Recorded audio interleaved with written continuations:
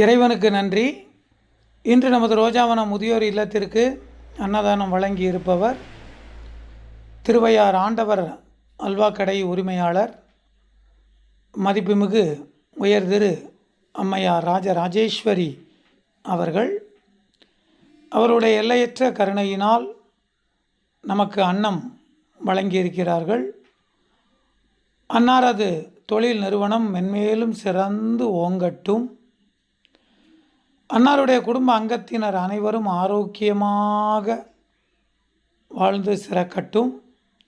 அன்னாருடைய அம்மையார் பரமேஸ்வரி அவர்களுடைய உடல் ஆரோக்கியம் இறைவனால் பாதுகாக்கப்பட நாம் அவருக்காக தொடர்ந்து 48 நாள் கூட்டு பிரார்த்தனை செய்வோம்.